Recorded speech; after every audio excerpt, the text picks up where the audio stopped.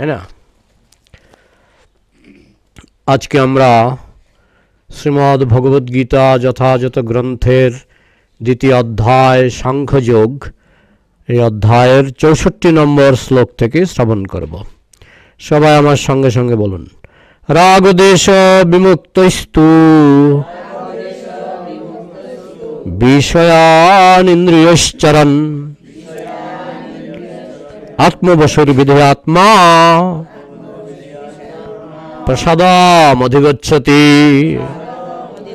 শব্দার্থ: রাগ আসক্তি, দেশ বিদ্বেষ, বিমুক্তই যিনি মুক্ত হয়েছেন, তু কিন্তু, বিষয়ান বিষয়ের বিষয়, ইন্দ্রিয়ের বিষয়, ইন্দ্রিয়ই ইন্দ্রিয়ের দ্বারা, চরণ আচরণ করে, আত্মবশ্যই স্বীয় বশীভূত, বিদে আত্মা সংযত চিত্ত মানুষ, প্রসাদম ভগবানের কৃপা, অধিগচ্ছতি লাভ করেন।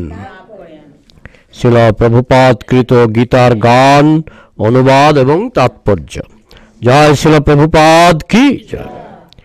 গীতার গান: অতএব রাগদেশ নাহি যার অতি, মুক্ত যেবা হইয়াছে বিষয়ের গতি, চিত্ত প্রসাদে সে হয় কৃষ্ণার্পিত মন, বিষয়ে থাকিয়া তিনি জীবন মুক্ত হন।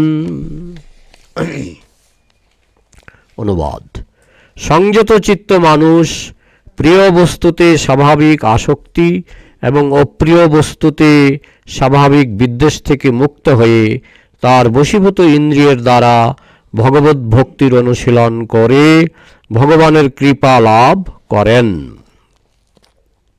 তাৎপর্য: ইতিপূর্বে ব্যাখ্যা করা হয়েছে যে অষ্টাঙ্গ যোগ, হঠযোগ আদি কৃত্রিম উপায়ে সাময়িকভাবে ইন্দ্রিয়গুলিকে সংযত করা সম্ভব হলেও ভগবানের সেবায় তাদের নিযুক্ত না করলে প্রতি মুহূর্তে মায়ার দ্বারা মোহাচ্ছন্ন হয়ে পড়ার সম্ভাবনা থাকে। অনেক সময় ভগবানের ভক্তকে আপাত দৃষ্টিতে ইন্দ্রিয়াসক্ত বলে মনে হলেও ভগবানের প্রতি নির্মল ভক্তি লাভ করার ফলে ইন্দ্রিয় পরায়ণ কার্যকলাপের প্রতি তার কোনো আসক্তি থাকে না। ভগবানের প্রতি ভালোবাসা এতই গভীর যে আর কোনো কিছুর প্রতি তার কোনো রকম মোহ থাকে না। ভগবানের প্রেমামৃতের আস্বাদন অর্জন করার ফলে বিষয় বিষয়ের প্রতি তার আর আসক্তি থাকে না। ভগবানের ভক্তের একমাত্র চিন্তা হচ্ছে কিভাবে তিনি ভগবানের সেবা করবেন, কিভাবে ভগবানকে তুষ্ট করবেন। এছাড়া আর কোনো বিষয়কেই তিনি চিন্তা করেন না। তাই তিনি সমস্ত রকমের আসক্তি ও নিরাসক্তির অতীত। কৃষ্ণের ইচ্ছা অনুসারে কেবল তিনি তার সমস্ত কর্তব্যকর্ম করেন। শ্রীকৃষ্ণ যদি চান তবে তিনি এমন কাজও করেন যার জন্য সারা জগৎ তাকে নিন্দা করতে পারে। আবার শ্রীকৃষ্ণ না চাইলে তিনি তার অবশ্য করণীয় কর্ম পরিত্যাগ করেন। কর্তব্যকর্ম সাধন সাধারণত নির্ভর করে আমাদের ইচ্ছার উপরে, কিন্তু কৃষ্ণ ভক্ত কেবল ভগবানের নির্দেশ অনুসারে তার কর্তব্যকর্ম করে চলেন। ভগবানের অহৈতুকী কৃপার ফলে ভক্ত এই ধরনের শুদ্ধ চেতনা লাভ করেন, যার ফলে কোনো রকম জড় কলুষময় পরিবেশে তিনি সংশ্লিষ্ট থাকলেও কোনো কলুষতা আর তাকে স্পর্শ করতে পারে না।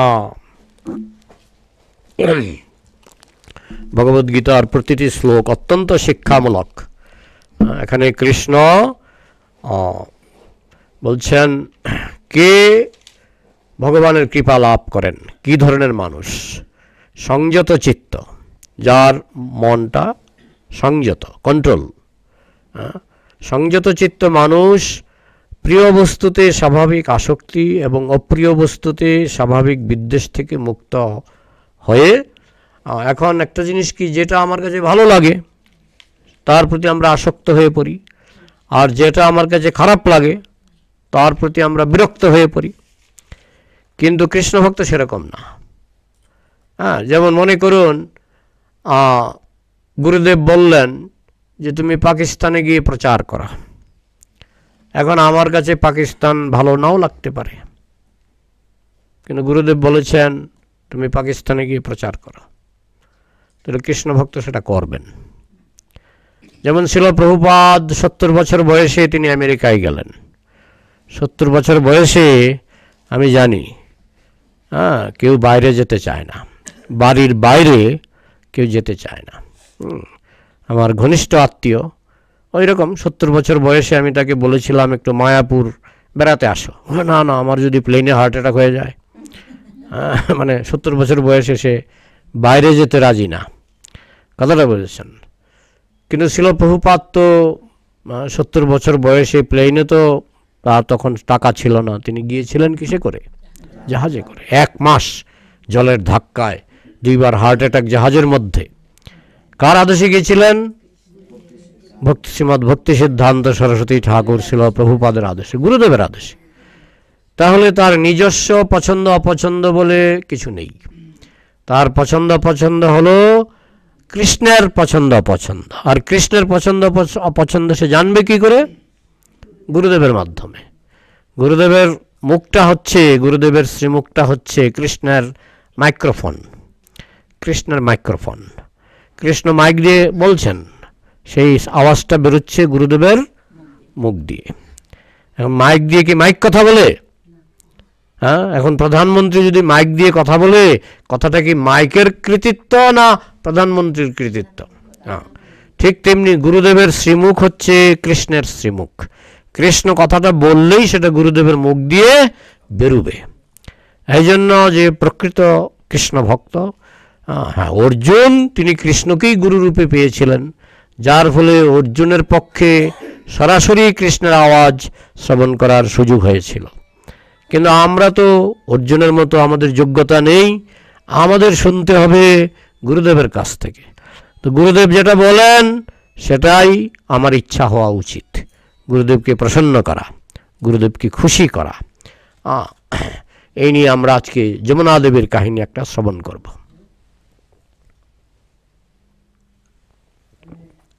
আপনারা যমুনা দেবীর নাম আজকে সকালে আমি আলোচনা করছিলাম। যমুনা দেবী তিনি আমেরিকার এক ভদ্র মহিলা। সেই যমুনা দেবী প্রভুপাদের শিষ্যা, প্রভুপাদের শিষ্যা। তো তিনি একবার প্রভুপাদ ট্রেনে করে মায়াপুর না কোথায় যাচ্ছিলেন ট্রেনে করে, আর সেটা ছিল একটু আস্তে কথা বলতে বলুন। ট্রেনে করে যে যাচ্ছিলেন এটা ছিল একটু লং জার্নি। তো লং জার্নিতে ট্রেনে বৈষ্ণবদের একটু কষ্ট হয়। মেইন কষ্টটা হলো খাওয়া দাওয়ার কষ্ট। আপনি যদি বাড়ি থেকে রান্না করেও যান তো 3 ঘন্টা পরে, আমাদের বৈষ্ণব বিধান অনুসারে 3 ঘন্টা পরে সেই রান্না সাধারণত বৈষ্ণবরা খান না। 3 ঘন্টার মধ্যে হলে তারা সেটা গ্রহণ করেন। এখন আপনি গরম ভাত বাড়ি থেকে বা মন্দির থেকে নিয়ে গেলেন, 3 ঘন্টার মধ্যে এটা খেয়ে ফেলতে হবে। কিন্তু ট্রেন জার্নিতে অনেক সময় 24 ঘন্টা হয়ে যায়, হয় না? তখন তো এখন একটু সহজ হয়েছে। এখন আমরা যখন ট্রেন জার্নি করি ফোন করে দিই অমুক মন্দির, ট্রেনে অমুক স্টেশনে একটু প্রসাদ পাঠিয়ে দেবেন, চলে আসে। এখন আমরা দেখেছি চলে আসে। কিন্তু প্রভুপাদের আমলে তো সেরকম সুবিধা ছিল না। তো ট্রেনের মধ্যে প্রভুপাদ আছেন, আর প্রভুপাদের কামরায় অনেক শিষ্য। তো সাধারণত এটাই নিয়ম, পুরুষ শিষ্যরা প্রভুপাদের সঙ্গে থাকতেন, আর মহিলা শিষ্যদের জন্য আরেকটা কামরা ভাড়া করা হয়েছিল, সেটা আর একটু দূরে। তো সেখানে মহিলা শিষ্যরা থাকতেন এবং সেখানে যমুনা দেবী ছিলেন। তো যমুনা দেবী প্রভুপাদকে খুব শ্রদ্ধা করতেন। তো একদিন হয়ে গেল ট্রেনের মধ্যে প্রভুপাদের দর্শন পাননি। তখন কয়েকজন মাতাজি মিলে বললেন যে আমরা চলুন একটু প্রভুপাদকে দেখে আসি। তো প্রভুপাদকে দর্শন করতে গেলেন কয়েকজন মাতাজি। এটা প্রভুপাদকে ফার্স্ট ক্লাস ইয়েতে রাখা হয়েছিল, ট্রেনের মধ্যে ফার্স্ট ক্লাস কামরা হচ্ছে না, রাখা হয়েছে। তখন দরজা নক করতেই শিষ্যরা দরজা খুললেন, প্রভুপাদ বসে আছেন। তখন প্রভুপাদ যমুনা দেবীর দিকে তাকিয়ে বলছেন, একটু গরম ভাত পাওয়া যাবে? আচ্ছা, ট্রেনের মধ্যে গরম ভাত কি করে বলুন তো? আর যমুনা দেবী এতই প্রভুপাদগত প্রাণ, হ্যাঁ নিশ্চয়ই পাওয়া যাবে ট্রেনের মধ্যে। ঠিক আছে। তখন যমুনা দেবী এবং অন্যান্য শিষ্যরা প্রভুপাদকে প্রণাম করে বাইরে এলেন। এই শিষ্য অন্যান্য গুরু বোনরা বলতে লাগলো, এই যমুনা তুই কি পাগল হয়ে গেলি নাকি? কেন? তুই বললি যে গরম ভাত পাওয়া যাবে, তুই ট্রেনের মধ্যে কোথায় গরম ভাত পাবি? দাঁড়াও, কারণ প্রভুপাদ তো আবার অন্যের রান্নাও খাবে না, দীক্ষিত ভক্তের রান্না ছাড়া প্রভুপাদ খাবে না, কোথায় গরম ভাত পাবে? আমি ব্যবস্থা করছি। যমুনা দেবী বলছেন, আমি ব্যবস্থা করছি। তখন গিয়ে দেখলেন একটা ট্রেনের ভিতরেই একটা রান্নাঘর আছে। যারা ট্রেনে চাকরি বাকরি করেন তারা জানেন, আমরাও জানি ট্রেনের ভিতরে একটা রান্নাঘর আছে, হ্যাঁ, রেলগাড়ির ভিতরেই। তখন যমুনা দেবী গিয়ে বলছেন, আমার গুরুদেব সারা বিশ্বে কৃষ্ণ নাম প্রচার করছেন। বিদেশি কিন্তু ইংরেজিতে বলছেন যে আমার গুরুদেব সারা বিশ্বে কৃষ্ণ নাম প্রচার করেছেন। মহাপ্রভু বলেছেন, পৃথিবীতে আছে যত নগরাদি গ্রাম, সর্বত্র প্রচার হইবে মোর নাম। সেটা আমার গুরুদেবের মাধ্যমে সারা পৃথিবীতে ফলপ্রসূ হচ্ছে। তিনি গরম ভাত খেতে চেয়েছেন। এক বিরাট লেকচার লাগিয়ে দিলেন।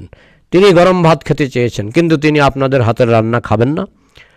আমাকে একটু চাল দেবেন, আর যদি নিরামিষ বাসন থাকে দেবেন।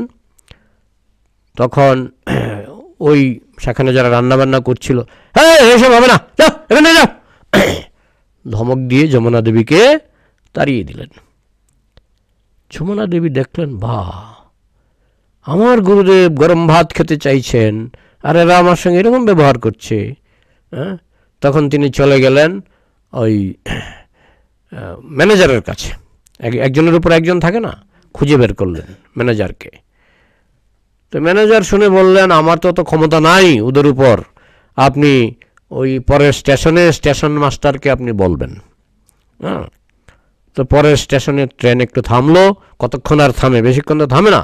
যমুনা দেবী তাড়াতাড়ি দৌড়ে স্টেশন মাস্টারের ঘরে ঢুকলেন, ঢুকে বলছেন, আমার গুরুদেব সারা বিশ্বে কৃষ্ণ নাম প্রচার করছেন, উনি গরম ভাত খেতে চেয়েছেন, হ্যাঁ, তো তার জন্য ব্যবস্থা করতে হবে। তো স্টেশন মাস্টারকে চুপচাপ আছেন, কোথায় ব্যবস্থা করবো তার জন্য? যে আপনার ট্রেনের মধ্যে রান্নাঘর আছে, সেখান থেকে আমাকে একটা কড়াই দিলেই হবে, কড়াই আর একটু চাল দিলেই হবে, চাল আলু যা আছে একটু দেবেন। তো না, এটা কি করে হয়? আমি আজকে ট্রেনের চাকার তলায় আত্মহত্যা করব, আপনারা দাঁড়িয়ে দাঁড়িয়ে শুধু দেখবেন আমি ট্রেনের চাকার তলায় কিভাবে ঝাঁপ দিই, আপনারা শুধু দাঁড়িয়ে দাঁড়িয়ে দেখবেন এবং সেই খবরটা দয়া করে পত্রপত্রিকায় ছাপিয়ে দেবেন। স্টেশন মাস্টার ভয় পেয়ে তাড়াতাড়ি ফোন করেছে ওই রান্নাঘরে, এই বিদেশি মহিলা, আমেরিকার মহিলা, এ যদি ট্রেনের তলায় চাপা পড়ে, হ্যাঁ, আর এই সমস্ত যদি পরে জানাজানি হয়, আমরা সব জেলে ঢুকবো, এক কাজ করো, উনি যা চায় দিয়ে দাও। তখন স্টেশন মাস্টার বলেন, হ্যাঁ আমি কথা বলেছি, আপনি যান, আপনাকে সব দেওয়া হবে। তখন উনি এলেন, এসে বলছেন, নিরামিষ পাত্র আছে? বলছে, হ্যাঁ আমাদের এখানে একটা বিভাগ আছে, জৈন রান্না, এটা ট্রেনের মধ্যে থাকে, জৈন বিভাগ, এখানে মাছ মাংস ছোঁয়া হয় না। হ্যাঁ, তো সেখান থেকে একটা কড়াই দিলেন, একটু চাল, একটু আলু, আর কি চাইলেন, ও যা ছিল সেখান থেকে এক মুঠ, এখন আর কোনো বাধা নেই, সব নিয়ে নিলেন। নিয়ে সুন্দর করে কেটে জল দিয়ে ধুয়ে টুয়ে একেবারে গরম গরম রান্না করে প্রভুপাদকে একটা কাগজের প্লেটে নিয়ে দিলেন। প্রভুপাদ যমুনা দেবীর দিকে তাকিয়ে একটা এমন হাসি দিলেন। আজকে সকালে বলছিলাম কি রাধানাথ মহারাজের কাহিনী। হ্যাঁ, রাধানাথ মহারাজ বলছিলেন যে ওই হাসিটাই আমার, ওই হাসির জন্যই আজও আমি টিকে আছি কৃষ্ণ ভক্তিতে। হ্যাঁ, তো যমুনা দেবীও একজন শুদ্ধ ভক্ত ছিলেন। আমার সৌভাগ্য হয়েছিল তাকে নিয়ে, আমি আজকে সকালে বলছিলাম, তাকে নিয়ে নবদ্বীপ গিয়েছিলাম। তিনি মিষ্টি দই রান্না শিখেছিলেন নবদ্বীপের দোকান থেকে। তো যাই হোক, তো এই যে যমুনা দেবী একজন মহিলা, কিন্তু তিনি গুরুদেবের নির্দেশকে, গুরুদেবের আদেশকে প্রাণের থেকেও বেশি গুরুত্ব দিয়েছিলেন, যার জন্য না হলে কোনো ভারতীয় মহিলা পারতেন কিনা আমার সন্দেহ আছে। কিন্তু যমুনা দেবী একটা আমেরিকান মহিলা, তাদের স্মার্টনেসই আলাদা, ম্যানেজ করে দিলেন। হ্যাঁ, গরম ভাত একেবারে প্রভুপাদকে ম্যানেজ করে দিলেন, আর প্রভুপাদ খেয়ে খুব খুশি। হ্যাঁ, তিনি ভগবানকে নিবেদন করে তিনি সেটা গ্রহণ করেছিলেন। যাই হোক, এইভাবে আরও দেখি, একবার প্রভুপাদ মায়াপুরে ছিলেন, তখন তার এক আমেরিকান শিষ্যা, আর আমেরিকানদের ব্যাপারই আলাদা, ওদের বাথরুম দেখলে আপনাদের মাথা ঘুরে যাবে, এমন বাথরুম আছে।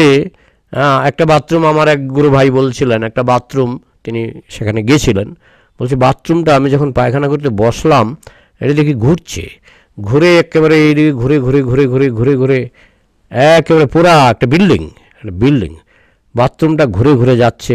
ঘুরতে ঘুরতে এক জায়গায় গিয়ে দেখি টেলিভিশন চলছে, আরেক জায়গায় গিয়ে দেখি পত্রিকার কারি, অনেকগুলি পত্রিকা, আরেক জায়গায় গিয়ে দেখি টেলিফোন, মানে বাথরুমের ভিতরে, সব বাথরুমের ভিতরে। বলছে ভারতে আমি এরকম বাথরুম দেখিনি, মানে ওদের বাথরুম এত সুন্দর, কথাটা বলছেন, একদম ঝকঝক বিল্ডিং, আপনি কোনো দুর্গন্ধ নাই, সবসময় ওই কী বলে রুম ফ্রেশনার ইত্যাদি দিয়ে, সবসময় একেবারে ধোয়ার মতো সুগন্ধি বেরোচ্ছে, আপনি কোনো গন্ধই পাবেন না, এরকম অবস্থা। তো এটা কী নিয়ে আলোচনাটা হচ্ছিল? আমেরিকান তারা যে সুখে থাকে। আমরা মনে করি আমেরিকানরা মায়াপুরে বিল্ডিং আছে, আরে তাদের বাড়ি ঘর গিয়ে দেখো তারা কোন জায়গা থেকে এসছে, তাদের পক্ষে এগুলি কোনো বিলাসিতাই নয়, কথাটা বলছেন, তাদের পক্ষে এগুলি খুব কষ্টের জায়গা। কিন্তু তারা প্রভুপাদের জন্য, প্রভুপাদ যতদূর পেরেছেন, প্রভুপাদ জানতেন যে এরা, এদেরকে যদি আমি বলি রূপ গোস্বামীর মতো গাছের তলায় থাকো, এরা থাকতে পারবে না, প্রভুপাদ জানতেন। তো যাই হোক, এরা সবসময় গ্যাসে রান্না করেন। তো প্রভুপাদ যখন মায়াপুরে এসেছিলেন প্রথম, তখন গ্যাস ছিল না, ওই প্রভুপাদের কাছে গ্যাস ছিল না। তখন জিজ্ঞেস করলেন এক আমেরিকান শিষ্যা, সারা জীবন গ্যাসে রান্না করে যার অভ্যাস, নিজেরা রান্না খুব একটা করতেন না, চাকর বাকর দিয়ে রান্না করাতেন। তো প্রভুপাদকে বললেন আমি আপনার জন্য রান্না করব, কিভাবে করব? বলে দেখো এখানে এই ঘুঁটে পাওয়া যায় কিনা, গোবরের ঘুঁটে, লাকড়ি টাকড়ি পাওয়া যায় কিনা, একটা গর্ত করতে হবে মাটিতে। এটা একেবারে ইস্কনের শুরুর দিকে, তখনও মানে ইস্কনে ওই একটা কুড়ে ঘর হয়েছিল, যে কুড়ে ঘরটা এখনও আছে, আপনারা ঢুকলেই দেখবেন গেটে বাঁ দিকে কুড়ে ঘরটা। সে ঘরটা আরও খারাপ ছিল, এবার এটা ইস্কনের ভক্তরা আরও সুন্দর করেছে। কিন্তু প্রভুপাদ যখন ছিলেন এটা আরও, অষ্টপ্রহর কীর্তন হয়, ওইটা আরও খারাপ ছিল ঘরটা। এখন কিন্তু ঘরটা অনেক সুন্দর করে দিয়েছে, মানুষ মনে করে ঘরটা বুঝে আগে এরকমই ছিল, এরকম ছিল না, এই ঘরটা আরও বাজে অবস্থায় ছিল। আর প্রভুপাদ আমেরিকান মাতাজিকে বলছেন একটা মাটিতে গর্ত করার ব্যবস্থা করো, ওই মাটিতে গর্ত করে ওইটার মধ্যে গোবরের ঘটে দিয়ে, লাকড়ি দিয়ে, শন বাস যা পাও দা দিয়ে একটু রান্না করার চেষ্টা করো। তো উনি গিয়ে ওই লাকড়ি টাকড়ি জ্বালাচ্ছেন আর ধোঁয়া বেরোচ্ছে, ধোঁয়াতে ওনার চোখে একেবারে, যার অভ্যাস নাই সে তো এটা পারবে না। তখন উনি মনে মনে খুব কষ্ট পেলেন, আরে আমি এখন রান্না করব, আমি সারা জীবন কত সুন্দর কিচেনে রান্না করেছি, প্রভুপাদের জন্য রান্না করব, এই অবস্থা আমার। উনি একেবারে চোখের জলে নাকের জলে সমান করে উনি আগুন জ্বালাবার চেষ্টা করলেন। মনে খুব কষ্ট যে কী করে আমি এটা করি। তো এদিকে প্রভুপাদের গুরু ভাই, সন্ন্যাসী গুরু ভাই প্রভুপাদের সামনে বসে প্রভুপাদের সঙ্গে কথা বলছেন, আর প্রভুপাদ অন্তর্যামী।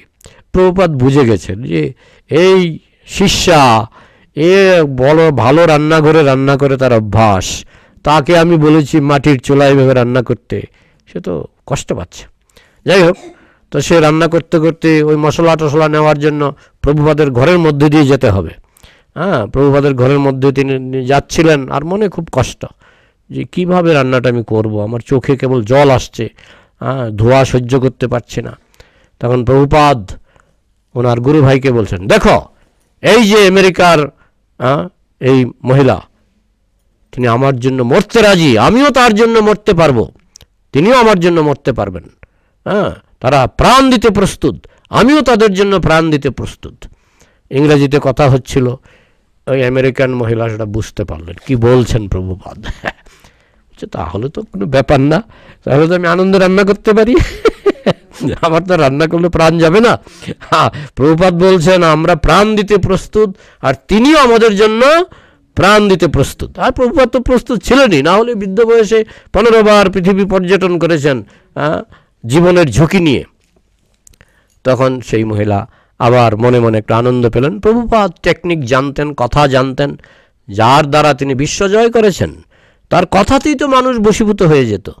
তো যাই হোক, এইভাবে সেই মহিলা, যদিও কোনো দিন এই ধরনের অভিজ্ঞতা তার ছিল না, যেমন করেই হোক ওই চোখের জল মুছতে মুছতে মুছতে মুছতে তিনি কিন্তু রান্না করে দিলেন। তো যাই হোক, আমাদের শিক্ষাটা হলো যে গুরুদেবের জন্য আমাদের সেইভাবে প্রস্তুত থাকতে হবে। তো এটাই হচ্ছে সংযম, যে ভক্তের ব্যক্তিগত কোনো জীবন নাই। কৃষ্ণ যা চায় সেটাই ভক্তের জীবন, সেটাই হচ্ছে আদর্শ। এখানে বলা হচ্ছে সংযত চিত্ত মানুষ প্রিয় বস্তুতে স্বাভাবিক আসক্তি বা অপ্রিয় বস্তুতে স্বাভাবিক বিরক্তি, এটা সংযত চিত্ত মানুষের লক্ষণ নয়। যে সংযত চিত্ত নয়, যেটা তার কাছে ভালো লাগবে সেটাই সে নেবে, যেটা তার কাছে ভালো লাগবে না সেটা সে পরিত্যাগ করবে, যে সংযত চিত্ত নয়। সংস্কৃতে দুটো শব্দ আছে, প্রেয় শ্রেয়। দুটো শব্দ শুনেছেন, প্রেয় আর শ্রেয়। প্রেয় মানে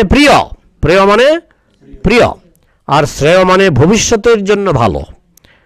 শ্রেয় মানে কল্যাণ, ভবিষ্যতের জন্য যা কল্যাণ তাকে বলা হয় শ্রেয়। আর এখন আমার প্রিয়, ভবিষ্যতের জন্য ক্ষতিকর, এটাকে বলা হয় প্রেয়। মনে করেন একটা বাচ্চা ছেলে সারাদিন টেলিভিশন দেখে, সারাদিন মোবাইল ঘাটে, এটা কি প্রেয় না শ্রেয়? প্রেয়। কারণ সে সারাদিন মোবাইল ঘাটে, পরীক্ষায় ফেল করবে, সে ভবিষ্যতে রিক্সা চালাবে, এটা তার কাছে প্রেয় হতে পারে, মানে প্রিয় হতে পারে, কিন্তু শ্রেয় নয়। আরেকটা ছাত্র, সে মোবাইল কম দেখে, সবসময় পড়াশোনা করে, খেলাধুলা কম করে, পড়াশোনা বেশি করে, সে হয়তো একজন আইএএস অফিসার হয়ে যেতে পারে। তাহলে সেই ছাত্রটা যে প্রিয় বস্তু ত্যাগ করলো, মোবাইল দেখা ত্যাগ করলো, তো সেটা ত্যাগ করলো, প্রিয়টা ত্যাগ করলো, কিন্তু পেল কোনটা? শ্রেয়। তো ভক্ত মানে কি? ভক্ত মানে সে শুধু এই জন্মের শ্রেয় নয়, আমার আগামী কোটি কোটি বছর কিভাবে কাটবে, এটা হচ্ছে শ্রেয়। আমি 100 বছর কি করে থাকবো, এটা শ্রেয় নয়।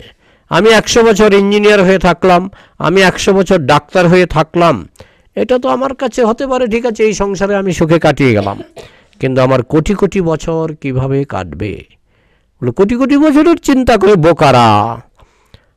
কিন্তু আসলে বোকারা জানে না যে আত্মার মৃত্যু নাই। তো 100 বছর পরে যখন আমার দেহের মৃত্যু হবে, আত্মা তো দেহ থেকে বেরিয়ে যাবে, বেরিয়ে তার কর্মফল অনুসারে সে ছাগল হতে পারে, বিড়াল হতে পারে, গরু হতে পারে, সে মানুষ হলেও সে বুদ্ধিমান হতে পারে, বোকা হতে পারে, সবই তো তার কর্মের উপর। এইভাবে মনুষ্য জন্মের পর আবার মৃত্যু হবে, বা বিড়াল জন্মের পর আবার মৃত্যু হবে। এই জন্ম মৃত্যু কোটি কোটি বছর চলে যাবে। তাহলে আমার কোটি কোটি বছর আমি কিভাবে কাটাবো, এটা নির্ভর করে আমার বর্তমান প্রিপারেশনটা কেমন হচ্ছে। আমি কোটি কোটি বছর, যেমন একটা ছাত্র তার ছাত্র জীবনে যেরকম পড়াশোনা করে, তার বাকি জীবনটা তো সেইভাবেই কাটবে না। সে যদি একটা বড় অফিসার হয়, সে বাকি জীবনটা সুখে কাটাবে। তো ঠিক সেই রকম আমরা যদি শুদ্ধভাবে, নির্মলভাবে কর্ম করতে পারি, নির্মলভাবে জীবনযাপন করতে পারি, তাহলে আমাদের কোটি কোটি বছরে আমরা আনন্দে থাকব। আমরা যদি এই জড়জগতেও থাকি, অনেক আনন্দে থাকব। আর যদি আমরা ভগবানের ধামে চলে যাওয়ার যোগ্যতা অর্জন করতে পারি, কৃষ্ণধামে, গোলকধামে চলে যাওয়ার যোগ্যতা অর্জন করতে পারি, তাহলে তো আমরা অনন্তকাল, কোটি কোটি বছর নয়, অনন্তকাল, মানে সেখানে কোটি কোটি বছরের হিসাব থাকবে না, তখন অনন্তকাল মানে চিরকাল আপনি কৃষ্ণের ধামে, গোলক ধামে আনন্দে থাকতে পারবেন।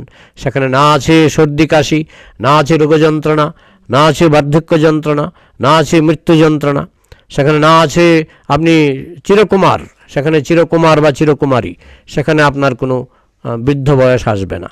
তো এই জন্য যারা কৃষ্ণ ভক্ত তারা নিজেকে সংযত করে চলে। এমন না যে যেটা আমার প্রেয় সেটা গ্রহণ করলাম, আর যেটা শ্রেয় সেটাকে পরিত্যাগ করলাম। কারণ শ্রেয় জিনিস কিন্তু সেরকমই, প্রথমে কষ্ট পরে আনন্দ। কষ্ট করে পড়াশোনা করলে আপনি পরে সুখে থাকবেন। শ্রেয় জিনিসগুলি এরকম, শুরুতে বিষের মতো। যেমন ভক্তদের স্নান করতে হয়, শীতের মধ্যে স্নান করতে হয়, তারপরে মাঘ মাসের শীতেও স্নান করতে হয়, তা একটু আমাদের যেমন আমরা যারা মঠবাসী আমাদের ভোরবেলা তো স্নান কম্পালসারি। হ্যাঁ, আমরা যেমন ভোর 3টা থেকে 3:30টার মধ্যে উঠে যাই, স্নান করতে হয় তখন।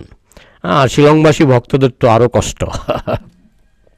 তো যাই হোক, এখন আমরা যেমন একটু কম্প্রোমাইজ করে একটু গরম জল ব্যবহার করি, বিশেষ করে এই বয়সে একটু গরম জল ব্যবহার করি, ঠান্ডা জল মিশিয়ে। গরম জলটা আবার বেশি কড়া গরম জল তো চামড়া সহ্য করে না, একটু ঠান্ডা জল মেশাতেই হবে। আমি সাধারণত ওই 10% গরম জল আর 90% ঠান্ডা জল মিশিয়ে জলটাকে সহনশীল, মানে শরীরের পক্ষে যেন মোটামুটি সইতে পারি। তো যাই হোক, তবু কষ্ট। কিন্তু এই কষ্টটাকে কি আমরা প্রেয় বলবো না শ্রেয় বলবো? শ্রেয়, ভবিষ্যতের জন্য ভালো, ভবিষ্যতের জন্য ভালো। প্রভুপাদ তো বলতেন, ভোরে স্নান করো, হেলথ প্রবলেম সলভড। প্রভুপাদের এক কথা, ভোরে স্নান করো, হেলথ প্রবলেম সলভড। আবার মহাভারতে বলা হয়েছে যারা নিরামিষ খায় তাদের সচরাচর কোনো রোগ হবে না, মারাত্মক রোগ তাদের সচরাচর হবে না। এটা মহাভারতের কথা। তার যদি অন্য বদ অভ্যাস না থাকে, কেউ হয়তো নিরামিষ খায় কিন্তু অন্য বদ অভ্যাস আছে, তার তো রোগ হবেই। কিন্তু যে নিরামিষ খায় এবং সদাচার পালন করে তার সচরাচর রোগ হবে না। যেমন প্রভুপাদ আমরা দেখি। এখন জাহাজের ধাক্কায় তার 2বার হার্ট অ্যাটাক হয়েছিল, কিন্তু বিনা ডাক্তারে সুস্থ হয়েছিলেন, সেটাও তো দেখতে হবে। তার হার্ট অ্যাটাক হয়েছিল জাহাজের ধাক্কায়, 1 মাস জাহাজে থেকে দেখুন, তার হার্ট অ্যাটাক হয়েছিল। কিন্তু যেহেতু তিনি প্রসাদভোজী আজীবন, তিনি কিন্তু বিনা ডাক্তারে সুস্থ হয়েছিলেন। তিনি কিন্তু জাহাজ থেকে নেমে কার্ডিওলজিস্টের কাছে যাননি, সুস্থ হয়ে গেছিলেন। শুধু সুস্থ নয়, সমস্ত পৃথিবী কাঁপিয়ে দিয়েছিলেন। তো আমাদের যে বৈষ্ণব জীবনধারাটা, শ্রবণ কীর্তন হচ্ছে প্রধান। সময় বাঁচিয়ে কৃষ্ণ কথা শুনতে হবে, কৃষ্ণ নাম জপ করতে হবে, এবং এই সমস্ত যে সদাচারগুলি, স্নান করা ইত্যাদি, পায়খানা করলে স্নান করতে হবে। তো এইসব যে সদাচারগুলি, এগুলি হচ্ছে আমাদের ভবিষ্যতের জন্য কল্যাণকর। প্রসাদভোজী হয়ে জীবনযাপন করা, এগুলি ভবিষ্যতের পক্ষে কল্যাণকর। আর ভবিষ্যৎ মানে 100 বছর নয়, ভবিষ্যৎ মানে কোটি কোটি বছর। তাই কোটি কোটি বছরের চিন্তা করে আমাদের এই 100 বছর তো একটা বিদ্যুৎ ঝলকানি, কিছুই না। কোটি কোটি বছরের সামনে এটা কিছুই না। তো এই জন্য ভক্তরা খুব সিরিয়াসলি তারা সময়টাকে সদ্ব্যবহার করে। তো এমন নয় যে যেটা ভালো লাগলো সেটা করলাম, আর যেটা খারাপ লাগলো সেটা ছাড়লাম। রাবণের কাছে সীতাকে ভালো লেগেছে, সীতাকে নিয়ে নিলাম। আমার কাছে মদ ভালো লাগে, মদ খেয়ে নিলাম। এটা তো মনুষ্য জন্ম নয়, এটা ভবিষ্যতের জন্য ক্ষতিকর, ভবিষ্যৎ অন্ধকার। তাই জন্য বলা হচ্ছে যে যারা উন্নত ভক্ত, সংযত চিত্ত ভক্ত, তারা ওই যেটার মানে ভালো লাগে তার প্রতি আসক্ত হয়ে পড়লাম, আর যেটা খারাপ লাগে সেটা ভবিষ্যতের জন্য ভালো হলেও সেটাতে বিরক্ত হয়ে পড়লাম, সে কিন্তু তার ইন্দ্রিয় দমন করতে পারবে না। কিন্তু যারা এইভাবে নিজেকে সমস্ত পরিস্থিতিতে তারা প্রিয় বস্তুর প্রতি আসক্ত হয় না, অপ্রিয় বস্তুতে বিরক্ত হয় না, তারা কিন্তু ইন্দ্রিয়কে দমন করতে পারে, এবং ইন্দ্রিয় দমন করে তারা ভগবত ভক্তির অনুশীলন করে। ইন্দ্রিয় দমন না করলে তো ভগবত ভক্তির অনুশীলনের প্রশ্নই ওঠে না। আপনি যদি ইন্দ্রিয় দমন করতে না পারেন তাহলে ভগবত ভক্তির অনুশীলনের প্রশ্নই ওঠে না। আর এখানে বলা হচ্ছে যারা এইভাবে ইন্দ্রিয় দমন করবেন তারা ভগবানের কৃপা লাভ করবেন। প্রসাদ কথাটার 2টো অর্থ। প্রসাদ কথাটার একটা অর্থ হচ্ছে কৃপা। আমরা বলি না প্রসাদ খাবো, মানে কি? কৃপা খাবো। এই প্রসাদটা হচ্ছে ভগবানের কৃপা, তাই না? একটা প্রসাদ পেয়ে যাবেন মানে একটু কৃপা নিয়ে যাবেন, এটা একটা কৃপা। আরেকটা প্রসাদ হচ্ছে শান্তি। মনে প্রসাদ পেলাম, মানে মনে প্রসন্নতা পেলাম। প্রসাদম অধিগচ্ছতি, শান্তি পাবে। তা আমরা যদি নিজের ইন্দ্রিয়কে দমন করতে পারি আমরা শান্তি পাবো, আর যদি ইন্দ্রিয়কে দমন করতে না পারি আমরা শান্তি পাবো না। পরীক্ষা দেখুন, যারা সুইসাইড করে, আত্মহত্যা করে, খবর নিয়ে দেখুন কেন আত্মহত্যা করলো। দেখা যাবে সে ইন্দ্রিয়কে দমন করতে অক্ষম ছিল, সেই ইন্দ্রিয় দমন করতে পারেনি। সে হয়তো মদই খেতে একদিন সে গলায় দড়ি দিয়ে দিল। কিংবা সে হয়তো উচ্ছৃঙ্খল যৌন জীবন যাপন করত, করতে করতে এমন একটা দশা আসে, আমরা দেখি পত্রপত্রিকায় যে এক সিনেমা নায়িকা মরে গেল, সুইসাইড করে। সেইভাবে ওই অবৈধ সম্পর্কে জড়িয়ে পড়েছিল। শেষে ওই নায়ককে বলছে আমাকে বিবাহ করো, নায়ক বলছে আমি বিবাহ করব না, সে সুইসাইড করলো। একবার পত্রিকায় পড়ছিলাম। তো যাই হোক, যারা ইন্দ্রিয়কে দমন করতে পারে না তাদের শান্তি নাই, সুইসাইড করুক আর না করুক, জীবন মৃত। জীবন মৃত মানে জীবিত হয়েও মৃত। এই জন্য আত্মসংযম এটা হচ্ছে সাধন ভোজনের প্রথম কথা। আজকাল সাধন ভোজনের নামে কেউ গাঁজা টানে, যারা এই তন্ত্র সাধনা করে তারা মদও খায়। তো এগুলি সাধন ভোজনের নামে ভণ্ডামি, সাধন ভোজনের নামে ভণ্ডামি। প্রভুপাদ সেরকম ভক্ত ছিলেন না, প্রভুপাদ সেরকম শিক্ষাও দেননি। প্রভুপাদ আমেরিকায় গিয়ে সবাইকে এই 4টা নিয়ম বলে দিয়েছেন। তো একজন বলছেন, প্রভুপাদ আপনি 4টা নিয়ম বলবেন না কেন? বললে আপনার কেউ দীক্ষা নেবে না, কেউ আপনার কাছে আসবে না। আমেরিকার মতো দেশে কেউ আসবে না, অন্য দেশে ভারতে আসতে পারে, কিন্তু আমেরিকাতে কেউ আসবে না। প্রভুপাদ বলেছেন, আমি আমেরিকানদের খুশি করতে এখানে আসিনি। সঙ্গে সঙ্গে বলেছেন, I have not come here to please the Americans. আমি আমেরিকানদেরকে খুশি করার জন্য এখানে আসিনি, আমি তাদের দোষ ত্রুটিগুলি সংশোধন করার জন্য আমি এখানে এসেছি। তো এই প্রভুপাদ কম্প্রোমাইজ করেননি। তো তারা অনেকে বলছিলেন শিষ্য হবে না, কিন্তু তার মধ্যেও প্রভুপাদের জীবদ্দশায় প্রায় 10,000 শিষ্য প্রভুপাদ করে গেছেন। এবং প্রভুপাদের দেহত্যাগের পরে এখন লক্ষ লক্ষ, এখন ইসকনের অনুগামী রাশিয়া বলুন, আমেরিকা বলুন, চায়না বলুন, আমি দেখি আমি মায়াপুরের জীবন কাটিয়েছি, লক্ষ লক্ষ তারা আসে। এই দোল পূর্ণিমায় কত চাইনিজ, কত নিগ্রোজ, নিগ্রোজ মানে কালো চামড়া আফ্রিকার, চাইনিজ থেকে আছে চ্যাপ্টা নাক, বুঝেছেন? আমি দেখলাম মায়াপুরে এমন কোনো দেশ দেখিনি যে দেশের লোক মায়াপুরে আসে না, যে দেশের লোক মায়াপুরে আসে না। এবং একটা দুটো নয়, কথা নয়, একটা দুটো নয়। আপনি যদি তারণপুরে যান, সেখানে রাশিয়ান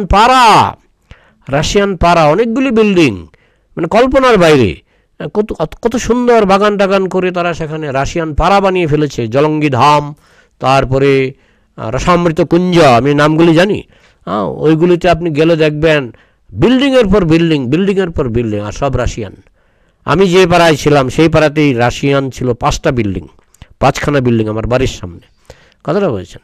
তো রাশিয়া থেকে এরকম দলে দলে ভক্ত, আমেরিকান থেকে, ব্রাজিল থেকে, আমি এমন কোনো দেশ দেখিনি। এবং হিন্দু, মুসলমান, খ্রিস্টান সব আমাদের মায়াপুরে আছে। তারা এখন তিলক কাটে, এখন কৃষ্ণ নাম করে। শিক্ষিত আমি যারা দেখেছি, খ্রিস্টান বলুন, মুসলমান বলুন, সব উচ্চ শিক্ষিত। ইরান ইউনিভার্সিটির হেড অফ দ্য ডিপার্টমেন্ট এখন নাম হয়ে গেছে মহাপ্রভু দাস, একটা ডিপার্টমেন্টের হেড অফ দ্য ডিপার্টমেন্ট, ওনার নাম এখন মহাপ্রভু দাস, আমি দেখেছি। তো যাই হোক, তো এইভাবে সারা পৃথিবীতে শিল প্রভুপাদ কৃষ্ণ নাম প্রচার করেছেন। এবং তিনি নিজে যেমন সংযত ছিলেন বলেই তো কৃষ্ণ তাকে কৃপা করেছে, তাই না? কৃষ্ণ নিজেও বলেছেন যে ভক্তের জীবনটা হচ্ছে কচ্ছপের মতো। কচ্ছপ কি করে? আপনি যদি একটা কচ্ছপ হেঁটে যাচ্ছে, আপনি যদি একটু ধরেন না, হাত পা গুটিয়ে নেবে। কচ্ছপ জানে এখানে বিপদ আছে। আমি একটা ভিডিও দেখছিলাম, এক মহিলা কচ্ছপকে ডেলি খাওয়ায়, ডেলি ভালো ভালো খাবার, কচ্ছপের পছন্দ মতো খাবার ডেলি খাওয়ায়। তো সেই কচ্ছপটা সবসময় কোনো সময় হাত পা গোটায় না, সে হাত পা খুলে সেই মহিলা কোথায় আছে খুঁজে বেড়ায়, আর যখনই মহিলাকে দেখতে পায় গিয়ে কুলে উঠে যায়। এটা একটা ইউটিউব ভিডিওতে দেখছিলাম, কুলে উঠে যায়। আর মহিলা তাকে পিঠে হাত বুলিয়ে আদর করে কিছু খাইয়ে দেয়। মানে কচ্ছপটা হয়ে গেছে, কি বলে এটাকে, পোষ মেনে গেছে। তো সেখানে হাত পা গোটাচ্ছে না কেন? কারণ কচ্ছপ জানে এখানে আমার কোনো বিপদ নাই। আবার কচ্ছপ যখন আপনাকে সন্দেহ করবে যে আমাকে কেটে খেয়ে ফেলতে পারে, তখন কিন্তু সে হাত পা গুটিয়ে নেবে, যে আমাকে যাতে অন্তত দেখতে না পারে, বা আমার চোখের ক্ষতি করতে না পারে। তো এইভাবে কচ্ছপ যেমন বিপদের সংকেত পেলে হাত পা গুটিয়ে ফেলে, ঠিক যারা বৈষ্ণব তারা তাদের ইন্দ্রিয়গুলিকে গুটিয়ে ফেলে। যখন কোনো লোভ আসে, সামনে কোনো লোভের বস্তু এসে উপস্থিত হয়, তখন বৈষ্ণব যদি তার ইন্দ্রিয়গুলিকে কচ্ছপের মতো সংযত করতে না পারে, বিপদ আছে। তো এটা একটা দৃষ্টান্ত। আবার গীতাতে আরেকটা দৃষ্টান্ত দিয়েছে খুব সুন্দর। ব্রহ্মনির্ধায় কর্মাণি সঙ্গং ত্যক্ত্বা করোতি য লিপ্যতেন সপাপেন পদ্মপত্রমিবাম্ভসা। যারা কৃষ্ণগত প্রাণ, তারা হচ্ছে পদ্মপাতার মতো। পদ্মপাতা থাকে কোথায়? জলে, জলে থাকে, কিন্তু জল তাকে স্পর্শ করে না। ঠিক তেমনি কৃষ্ণ ভক্ত যত জঘন্য জায়গাতেই থাকুক, কৃষ্ণ ভক্ত যত জঘন্য জায়গাতেই থাকুক, সেই জঘন্য জায়গা তাকে স্পর্শ করতে পারবে না। তিনি বরং সেই জঘন্য জায়গাকে বৈকুণ্ঠ বানিয়ে দেবেন।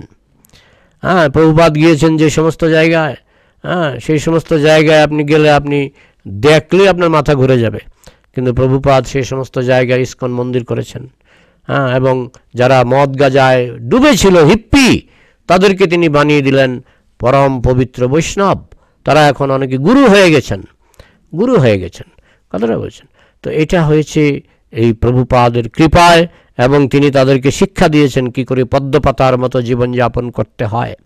পদ্মপাতার মতো জীবনযাপন না করলে কলিযুগে আপনি কোথাও ভক্ত হতে পারবেন না। একবার প্রভুপাদকে একজন শিষ্য নালিশ করেছিলেন যে মন্দিরের ভিতরে সুন্দরী মহিলারা তারা জপ করে, আমাদের জপের অসুবিধা হয়। প্রভুপাদ রেগে গেছিলেন, তোমরা হিমালয় যাও, হিমালয়ে যাও, যাও হিমালয়ে গিয়ে জপ করো। না, এটা কলিযুগের জন্য নয়। কলিযুগের জন্য হচ্ছে আপনাকে পদ্মপাতার মতো হতে হবে, পদ্মপাতার মতো হতে হবে। না হলে আপনি এমন জায়গায় কোথায় খুঁজে পাবেন যেখানে এই বিশেষ করে আমেরিকার মতো দেশে এই মাতাজিরা হাফ প্যান্ট পরে ঘুরে বেড়ায়, অনেক সময় জাঙ্গিয়া পরে ঘুরে বেড়ায়। তো সেখানে ভক্ত হওয়া তো কঠিন, কিন্তু কৃষ্ণ ভক্তরা তো সেখানেও ঠিকই আছে, সেখানেও ঠিকই আছে, আছে তো। তো এই জিনিসটা হলো কি না, আমাকে ঠিক থাকতে হবে। আমি যদি বলে না একটা কি আপ ভালা তো জগৎ ভালা, একটা কথা আছে না, যে আমি যদি ঠিক থাকি তাহলে পৃথিবীর যে কোনো জায়গাতেই আমি কৃষ্ণ ভক্তির অনুশীলন করতে পারবো। আর আমি যদি বেঠিক থাকি মন্দিরেও পারবো না, মন্দিরেও পারবো না। তাহলে চাবিটা তো আমার নিজের হাতে, চাবিটা আমার নিজের হাতে।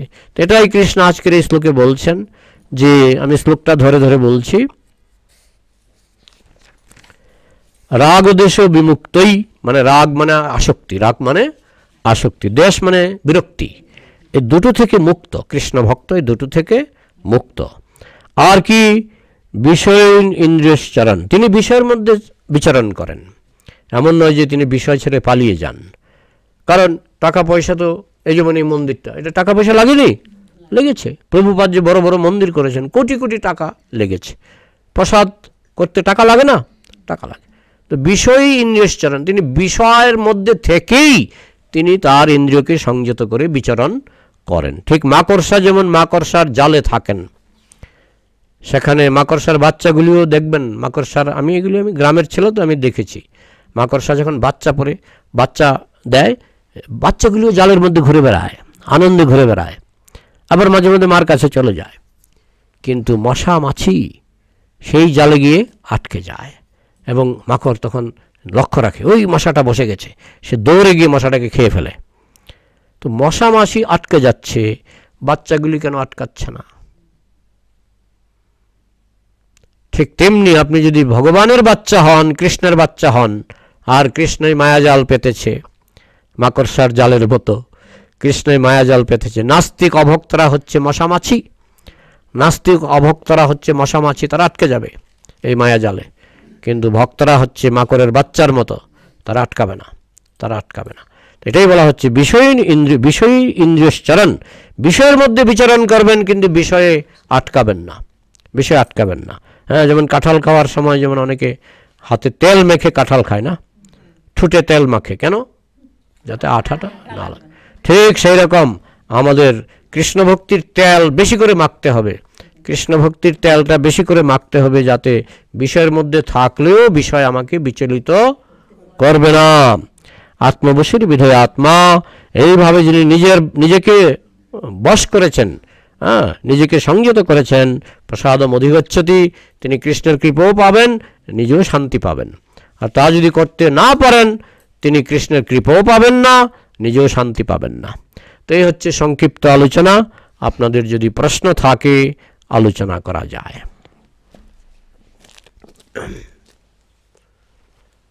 প্রশ্ন থাকলে বলুন, মন্তব্য থাকলে বলুন।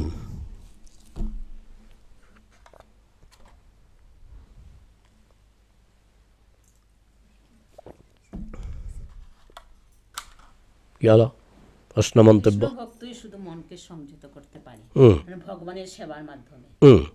আর যারা কৃষ্ণমনের ভক্ত নয়, নিরাকার বাড়ি যারা, তারা তো মনকে সংযত করতে পারে না। যেমন যোগীরা মনকে সংযত করতে পারে না, যে মুনি ঋষিরা পারে না। এটা নিয়ে আমার প্রথম দিন আমি ক্লাস দিয়েছিলাম।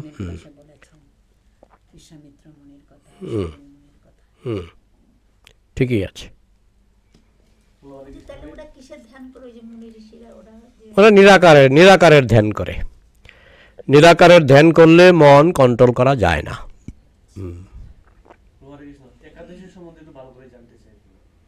একাদশী একটা তিথি, চন্দ্র যে উদয় হয় প্রথম দিন কেবল প্রতিপদ, দ্বিতীয়া, তৃতীয়া, চতুর্থী, পঞ্চমী, ষষ্ঠী, সপ্তমী, নবমী, দশমী, একাদশী। 11 দিন এটাকে বলা হয় একাদশী। কৃষ্ণপক্ষে একটা একাদশী আসে, শুক্লপক্ষে একটা একাদশী আসে। তো শাস্ত্রে বলা হয়েছে ওই তিথিতে পৃথিবীর যত পাপ আছে সেই পাপগুলি গিয়ে পঞ্চশস্যকে আশ্রয় করে। সেই জন্য ভক্তরা ওই দিন পঞ্চশস্য খায় না। পঞ্চশস্য বিবর্জয়াত, ওই দিন তারা পঞ্চশস্য বর্জন করে, বিশেষভাবে বর্জন করে। খিদে লাগলে তারা ফলমূল ইত্যাদি প্রসাদ হিসাবে খাবে, অনুকল্প প্রসাদ, কিন্তু পঞ্চশস্য তারা খাবে না। পঞ্চশস্যের মধ্যে পড়ছে ডাল, ডাল মানে যে কোনো ডাল, এমনকি শিম, সেটা তো ডাল, শিম কিন্তু ডাল। বরবটি ডাল, বরবটি কিন্তু ডাল।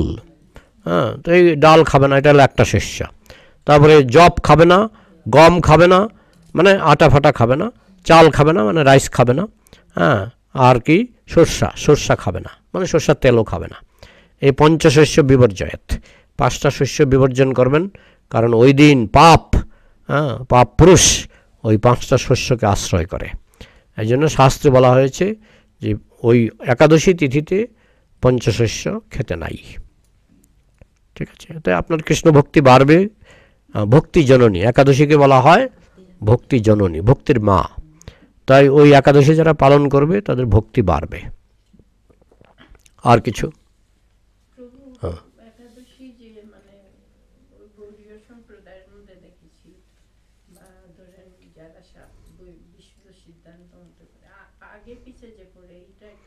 দেখুন, আমাদের ইস্কনের যে পঞ্জিকা, যেমন আমাদের গৌর পূর্ণিমা হলো কবে? কালকে, কিন্তু আমেরিকায় কালকে নয়। কারণটা কি বলুন তো? না, আরে তিথি হিসাব হয় কি করে? সূর্যোদয়, চন্দ্রোদয়। তো আমেরিকার সূর্যোদয় আর ভারতের সূর্যোদয়, চন্দ্রোদয় কি এক টাইমে হয় নাকি? হয় না। তো এই যে তিথির হিসাবটাই তো হচ্ছে সূর্যোদয়, চন্দ্রোদয়। তো কি করে আমেরিকার ভারতে একদিন একাদশী হবে? অসম্ভব, অসম্ভব।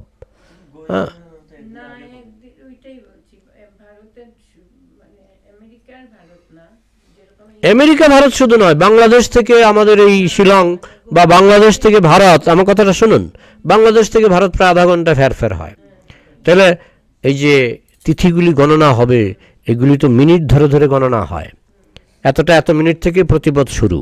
বাংলাদেশে এক টাইম, ভারতে এক টাইম, আবার ভারতেরও পূর্ব ভারতে এক টাইম, পশ্চিম ভারতে এক টাইম। তাই আমাদের বোম্বের পঞ্জিকার সঙ্গে মায়াপুরের পঞ্জিকা মিলে না। মায়াপুর যদি করে 1 তারিখ, বোম্বে করে 2 তারিখ, অনেক সময়, সব সময় না, সব সময় না। এটা তো যারা জ্যোতিষী তারা টাইম জোন হিসাব করে, টাইম জোন হিসাব করে তারা দেখে যে একাদশী তিথিটা বোম্বে কত তারিখ পড়েছে, মায়াপুরে কত তারিখ পড়েছে। এটা তো তারা টাইম জোন থেকে হিসাব করে। তো সব মন্দির, এখন বোম্বে মন্দিরে তারা যদি বলে মায়াপুর ইস্কন মানে না, আরে মায়াপুর ইস্কন মানে, কারণ মায়াপুরের তিথি আর বোম্বের তিথি একদিনে কোনোদিনও সম্ভব হবে না।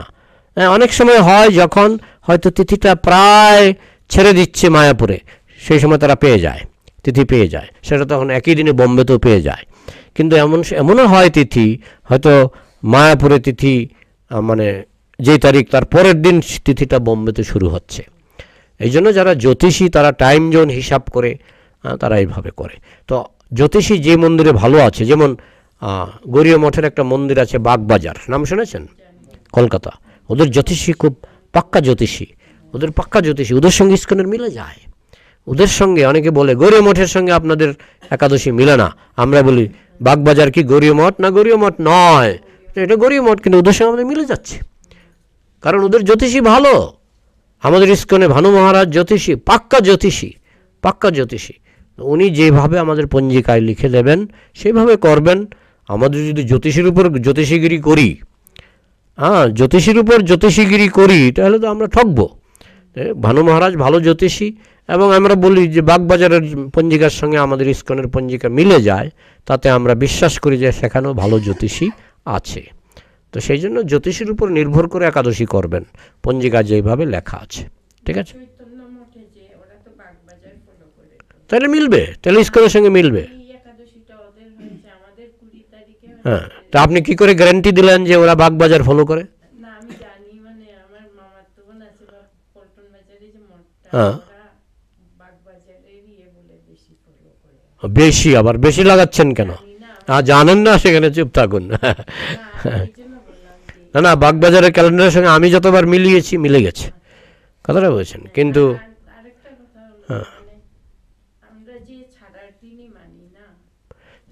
ছাড়ার দিনটা কে ঠিক করবে? আপনি ঠিক করবেন না জ্যোতিষী ঠিক করবে?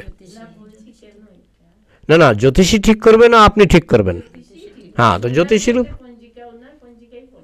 হ্যাঁ, সূর্যোদয় প্রভু মহাপ্রভু বলেছেন যদি তিথি সূর্যোদয় স্পর্শ করে ফেলে তাহলে সেটা পরের দিন করতে হবে, এটা মহাপ্রভুর নির্দেশ আছে। হ্যাঁ, একাদশী যদি সূর্য উদয় স্পর্শ করে ফেলে তাহলে এটা পরের দিন করতে হবে। এখন জ্যোতিষী ছাড়া আপনি পারবেন না, কারণ জ্যোতিষীর কাছে জানা আছে কত মিনিটে সূর্য উঠে, কত মিনিটে চন্দ্র উঠে, এটা জ্যোতিষীর কাছে লেখা আছে হিসাব। সেই অনুসারে তারা অঙ্ক করে, ত্রিগোণমিত্রি করে করে তারা বের করে, বুঝেছেন? সেটা আমরা এখানে নাক গলাতেই পারবো না। হ্যাঁ, আমরা অন্ধভাবে জ্যোতিষীদের ফলো করতে হবে, এবং জ্যোতিষী ভুল করলে সেজন্য আমি দায়ী নই। হ্যাঁ, এই জন্যই যখন তারা গৌরীয় মঠ থেকে যখন অবজেকশন দিয়েছিল, তখন আমরা বলেছিলাম যে আমাদের জ্যোতিষী আর আপনাদের জ্যোতিষীরা একসঙ্গে বসুক, মিটিং করুক, কিন্তু তারা পাঠায়নি, ঠিক আছে? এটা দ্বাদশী, এটা একাদশী নয়। কয়টার যেন দ্বাদশী পালন করতে হয় সেটা আমাদের শাস্ত্রে আছে, তারও কারণ আছে, বিভিন্ন কারণে এগুলি অনেক সময় দ্বাদশীর দিন একাদশী। ভক্তি সিদ্ধান্ত সরস্বতী ঠাকুরও বলেছেন যখন সন্দেহ থাকবে একাদশীটাকে আজকে না কালকে, তখন দ্বাদশীর দিন করে ফেললে কোনো দোষ নেই। ত্রয়োদশীতে পালন করে নেবে, এরকম ভক্তি সিদ্ধান্ত সরস্বতী ঠাকুর নিজেও জ্যোতিষী ছিলেন। তার লেখা জ্যোতিষী বই আমি কিনেছি 1000 টাকা দিয়ে, তার লেখা জ্যোতিষী বই। তিনি চন্দ্রগ্রহণ সূর্যগ্রহণের হিসাব পর্যন্ত করে দিতেন। চন্দ্রগ্রহণের হিসাব আমাদের ভক্তি সিদ্ধান্ত সরস্বতী ঠাকুর করতে পারতেন, বলে দিতেন যে অমুক তারিখ, অমুক মাসের অমুক তারিখ চন্দ্রগ্রহণ, একদম টাইম, সেকেন্ড, মিনিট ধরে বলে দিতেন। ভারতের জ্যোতিষ বড় পাক্কা জিনিস। হ্যাঁ, ওরা জানে কী করে চন্দ্রগ্রহণ সূর্যগ্রহণ। এই বিদেশি বৈজ্ঞানিকরা আবিষ্কার করেনি, তারা ভারত থেকে চুরি করেছে। এটা ত্রিগোণমিত্রি ভারত থেকে চুরি করেছে। হ্যাঁ, আচ্ছা, তোমার কি প্রশ্ন ছিল বল?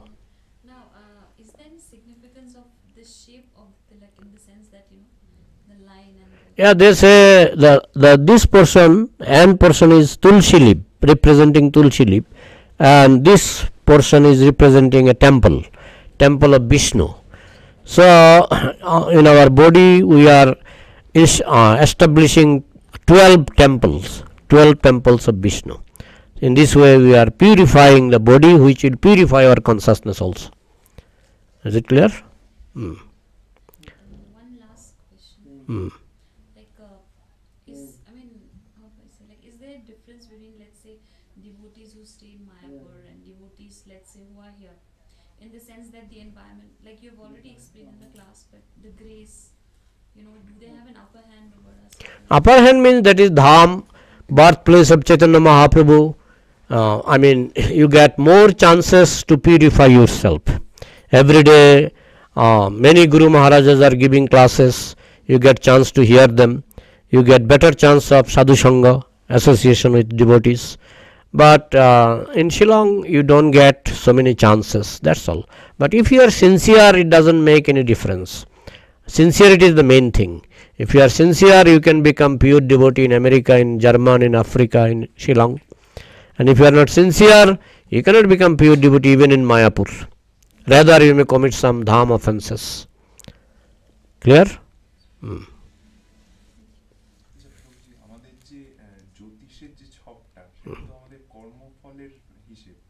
বলো।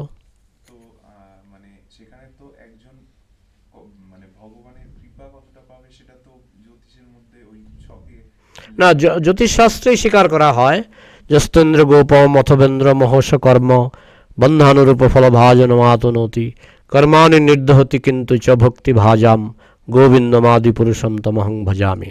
যে কর্মছক তো আছে, কিন্তু কৃষ্ণ ভক্তের কর্মছক কেটে যায়, খণ্ডন হয়ে যায়। মনে করো তোমার একটা গাড়ি অ্যাক্সিডেন্ট লেখা আছে এপ্রিল মাসের 7 তারিখ, হ্যাঁ, কিন্তু যে কৃষ্ণ ভক্ত তার এটা কেটে যেতে পারে, কর্মছক কেটে যেতে পারে, বুঝেছ?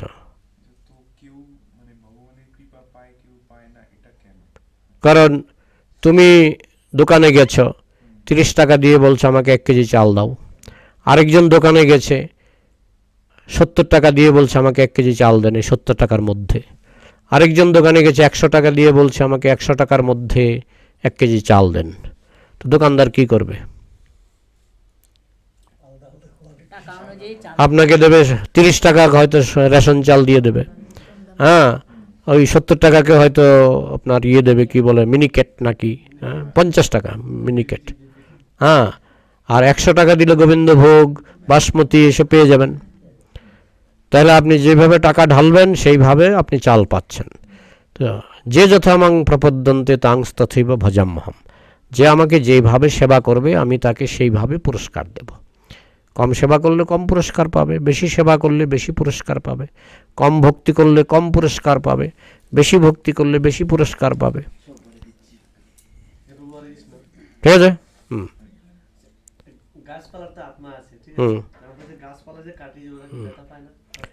ব্যথা পায়, ব্যথা পায়, হ্যাঁ, তারা পাপ করেছে, গাছপালাগুলি পাপ করেছে, তাই ব্যথা পায়।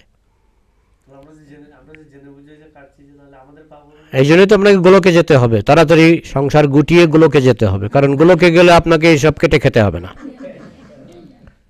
এই জন্য কৃষ্ণ বলছেন খাওয়া লাগবে, কিন্তু খাওয়াতে কাউকে ব্যথা দিতে হয় না। গোলকে যখন আপনি খাবেন, আপনি গাছের কাছে গিয়ে বলবেন আমাকে এটা দাও, গাছ দিয়ে দেবে আপনাকে। সেখানে গাছ কাটতে হবে না, কল্পবৃক্ষ, কল্পবৃক্ষ, সেখানে গাছ কাটতে হবে না। যারা জগতে কাটতে হয়, কারণ গাছগুলিও পাপী, আপনিও গাছ হয়ে যেতে পারেন, আপনিও পাপ করলে গাছ হয়ে যেতে পারেন। তো এখন কৃষ্ণ কি করবে? কৃষ্ণ দেখছে এরা সব পাপী, তো পাপীকে কেটে খাবে, ঠিক আছে, তবু একটু আমাকে ভোগ লাগাবে, আমি যতটুকু, আমি পাপটা গ্রহণ করে নেব, আমি পাপটা গ্রহণ করে নেব। এই জন্য তো কৃষ্ণ পাপ শোষক, তিনি পাপ শোষণ করতে পারেন।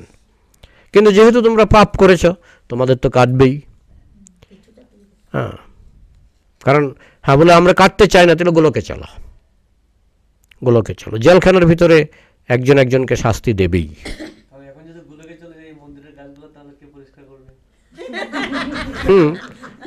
এখানে আপনি যদি জেলে থাকেন, জেলের কিন্তু আমি জানি জেলে আসামিরা কিন্তু বাগান পরিষ্কার করে।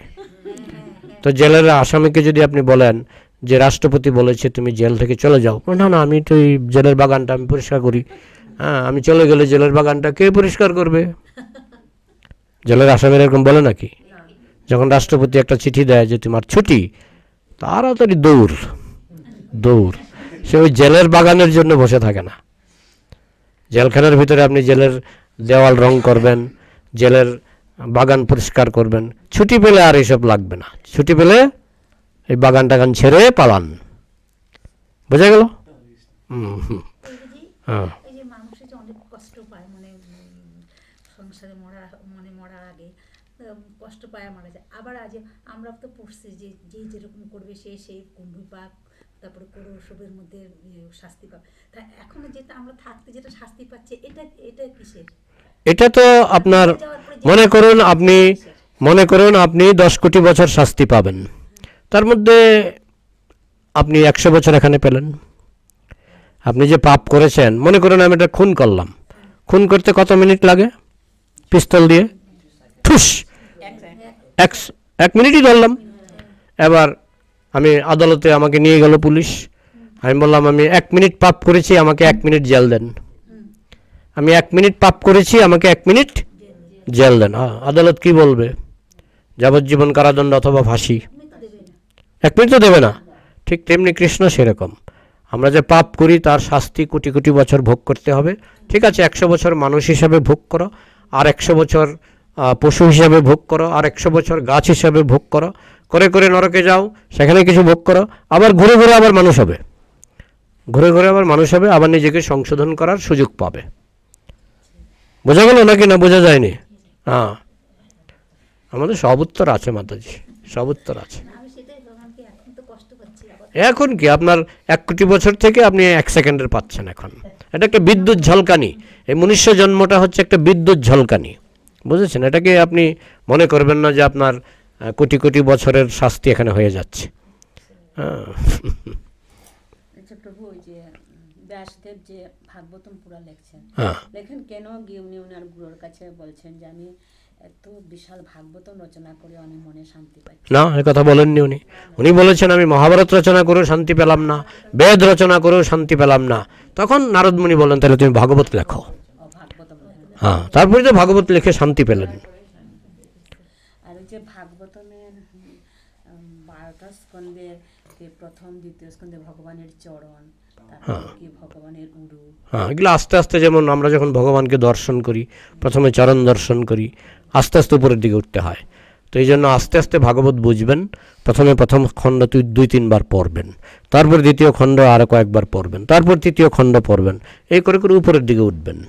তারপরে দ্বাদশ স্কন্ধে ভগবানের মস্তক।